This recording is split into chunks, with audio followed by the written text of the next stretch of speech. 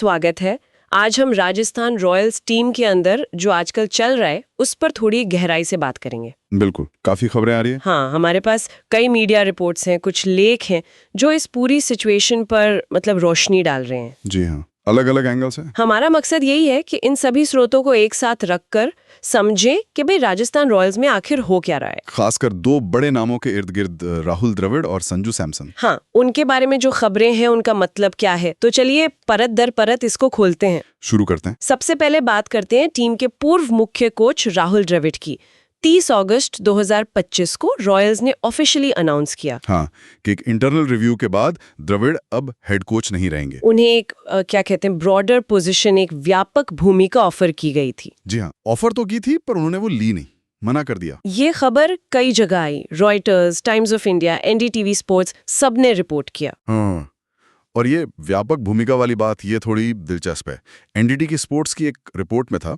हाँ, क्या था उसमें? एक अनुभवी आईपीएल सपोर्ट स्टाफ मेंबर ने बताया हाँ। कि इस तरह की पेशकश जो होती है ना, वो अक्सर बस नाम की होती है। असल में कोच के अधिकार कम करने का एक तरीका हो सकता है ये। अच्छा, मतलब दिखने में शायद लगे कि कोई बड़ी भूमिका है, पर असल में शायद पावर कम हो रहे हो। उस सूत्र ने कहा भी कि एक तरह की पनिशमेंट प्रमोशन जैसी होती है। पनिशमेंट प्रमोशन, ये क्या होता है? मतलब आपको पद तो शायद ऊंचा दे दिया, पर टीम बनाने की जो मेन प्रक्रिया है, जो स्ट्रैटेजी वाले फैसले हैं, हाँ। उनमें आपकी सीधी भूमिका खत्म हो जाती है या कम हो जाती है। तो अंदाजा यही लगता है कि शायद मैनेजमेंट द्रविड़ को डे टू डे कोचिंग से, सिलेक्शन से, स्ट्रैटेजी से थोड़ा दूर करना चाह रहा था। समझ गए, मतलब सिर्फ पद का नाम बदला, काम का दायरा सीमित कर दिया। शायद ऐसा ही कुछ। और इस पे एबी डिविलियर्स ने जो कहा वो तो और भी सीधा था। हाँ, उनके पुराने साथी खिलाड़ी। फर्स्ट पोस्ट और इंडिया टुडे ने रिपोर्ट किया कि डिविलियर्स के हिसाब से ये द्रविड़ का पद छोड़ना नहीं था, बल्कि उन्हें हटाया गया था। जी, उन्होंने कहा कि turn down the other role meant he was sort of kicked out. मतलब दूसरी भूमिका ठुकराने का मतलब है कि उन्हें बाहर कर दिया गया, जो किसी के लिए भी अच्छा नहीं होता, खासकर इतने बड़े नाम के लिए। बिल्कुल। और डिविलियर्स का यह भी मानना है, और कई रिपोर्ट्स भी यही इशारा करती हैं, कि ये फैसला शायद टॉप लेवल पर, मालिकों के स्तर पर हुआ। और वजह शायद टीम का खराब प्रदर्शन।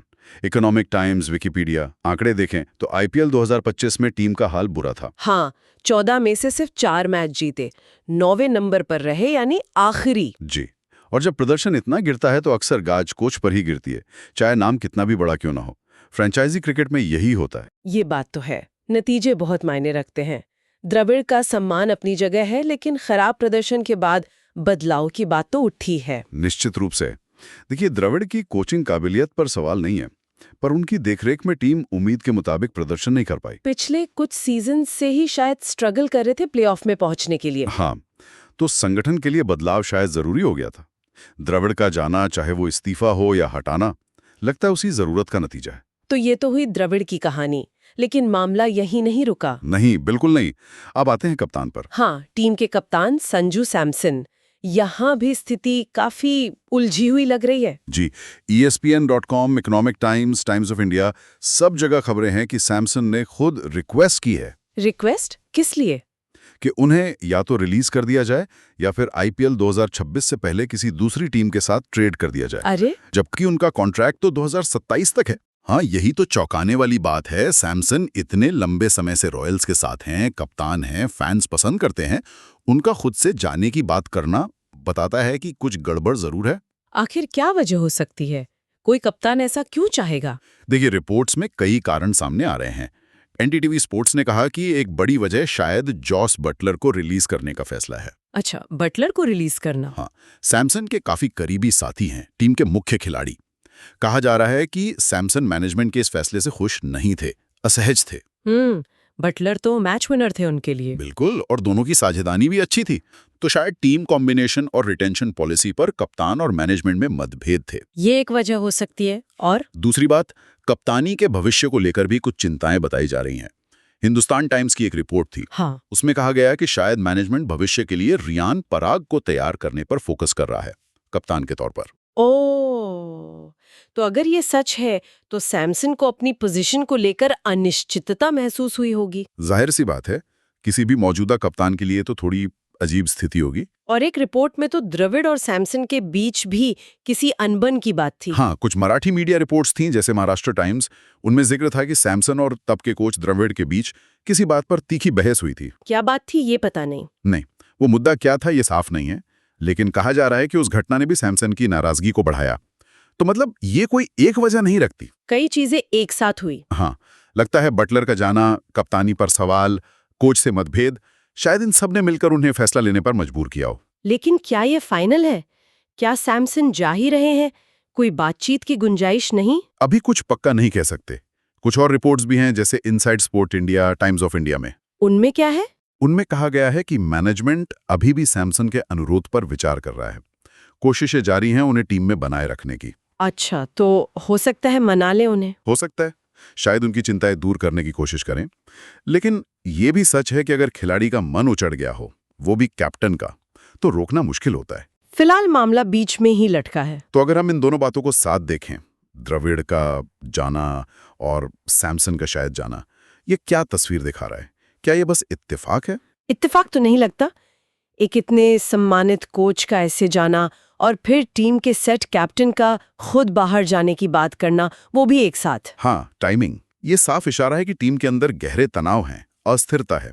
शायद मैनेजमेंट स्टाइल, स्ट्रैटेजिक डायरेक्शन या टीम के माहौल को लेकर गंभीर मतभेद हैं। और ये सब हो रहा है आईपीएल 2026 की नीलामी से ठीक पहले। बिल्कुल, यही बात इसे और गंभीर बनाती है।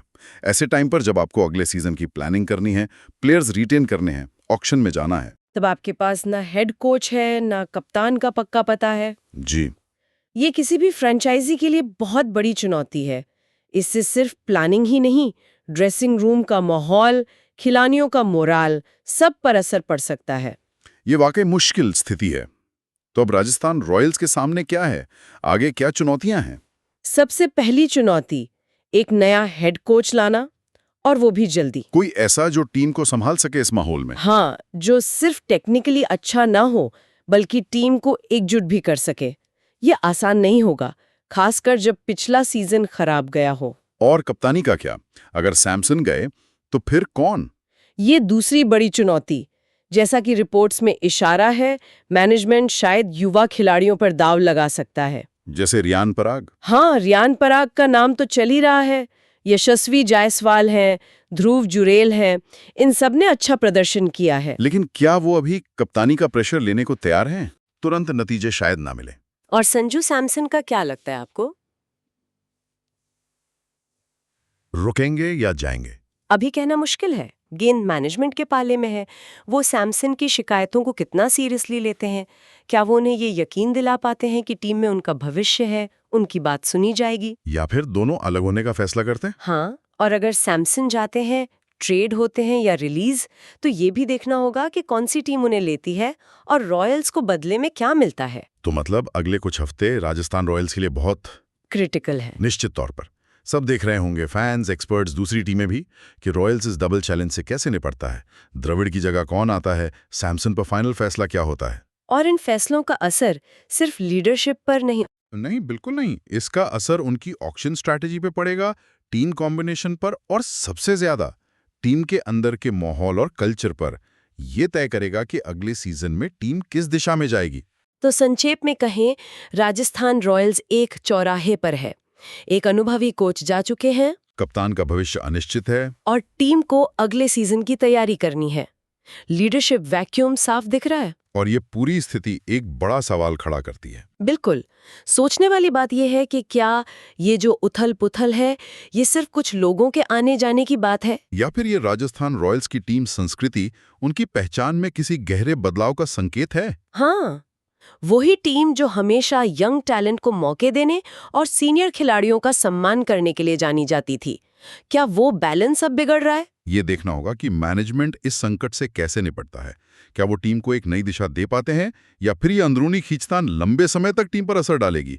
ये आने वाला वक्त ही बताएगा। अगर आपको ये वीडियो पसंद आई है तो इसे ज़रूर लाइक करें, कमेंट सेक्शन में अपना ओपिनियन बताएं और चैनल को ज़रूर सब्सक्राइब करें। मिलते हैं अगली वीडियो में, तब तक के लिए नमस्कार।